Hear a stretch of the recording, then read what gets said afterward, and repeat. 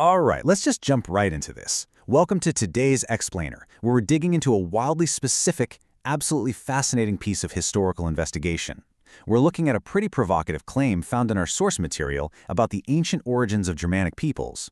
Now, just to be clear right up front, we aren't here to take sides or rewrite the history books ourselves. We're just objectively unpacking what some highly esteemed 18th century scholars genuinely believed about their own roots.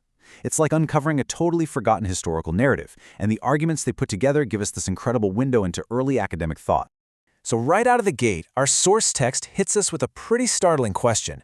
Were the Vikings actually of Turkic origin? I know, right? For anyone familiar with traditional Norse history, that sounds completely out of left field. But honestly, that's exactly what makes studying historical texts so fun. We're going to look at how certain historians trace the ancestral lineage of the Norse people. We're talking Swedes, Danes, and yes, the Vikings themselves, and concluded that their roots didn't trace back to the standard modern consensus, but actually to Turkic forefathers. What's really striking as you read through this source is the sheer intensity of the language. It literally frames the centuries-old belief that North Germanic people are of a pure Aryan origin as a grandiose cover-up. That's a huge claim. The text describes a historical reluctance, and even a fear, to admit what it calls a bitter truth that supposedly hurts Germanic pride. Now, regardless of what you make of that framing, it's undeniably clear that the source treats this alternative origin story as a deeply suppressed reality, just totally buried under layers of historical revisionism.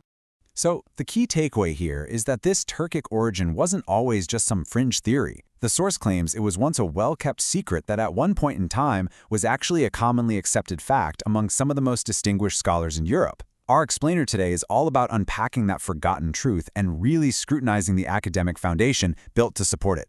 So, let's meet the primary voice driving this whole theory.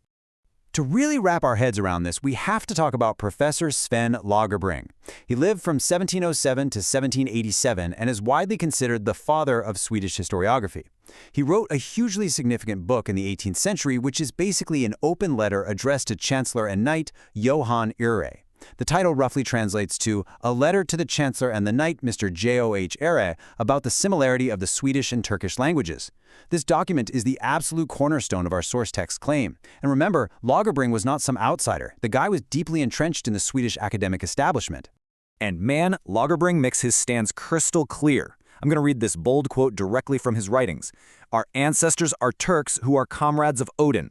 We have got enough evidence on this subject. There are people who want to fool you into thinking they are Goths. I don't care whether it will be discrediting for me or not. Odin and his comrades were Turks. We, the Germanic people, are Turks by origin.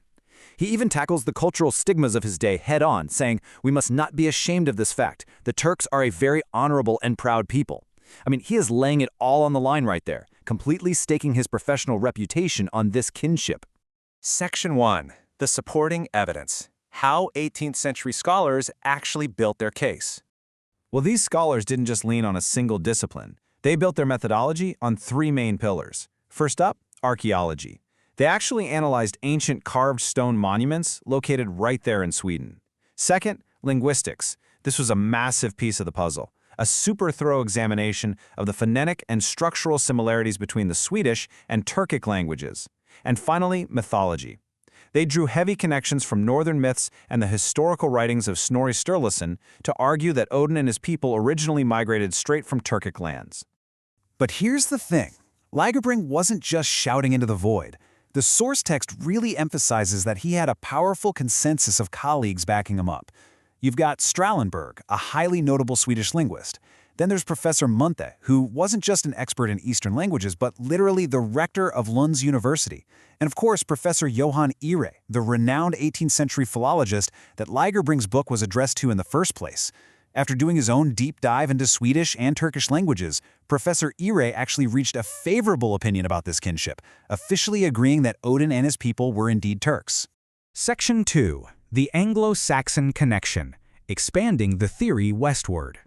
Shifting our focus from Scandinavia over to the West, our source claims there's another well-hidden truth about the West Germanic nation, specifically the Anglo-Saxons, having a close affinity with Turkic nations. To back this up, the text points to a massive encyclopedia published in London in 1748 called An Universal History, from the earliest account of time. According to the source, right up until the 19th century, it was actually openly admitted in British texts that the English people were also the posterity of Turkic forefathers. Wild, right? To justify this, the authors of that 1748 encyclopedia used a very specific logical parallel. They fully admitted that sure, there isn't perfect agreement in language or customs between the English and Tartars today, but a clear ancestral link can still be proven. How? Well, they pointed to the French. They noted that there isn't sufficient affinity of language and manners between the French and the ancient Celts either. Yet history totally accepts that the French are the progeny of the Celts. Therefore, applying that exact same standard, they argued that the ancestors of the Angles were undeniably of Scythian or Tartar extraction. And those authors summarized their argument with absolute conviction.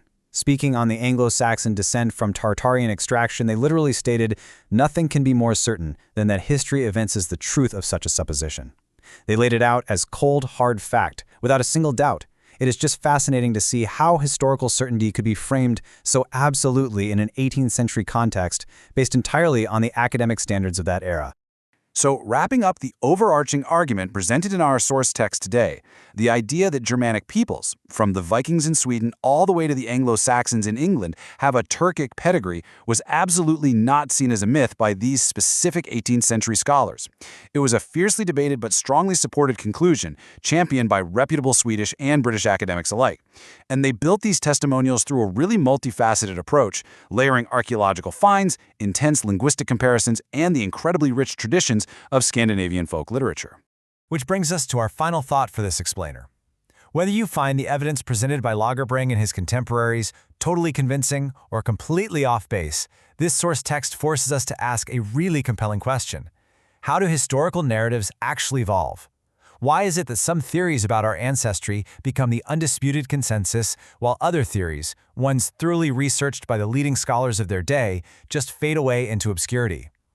It really makes you reflect on the nature of historiography itself, and how the way we record history ultimately shapes our entire modern identity.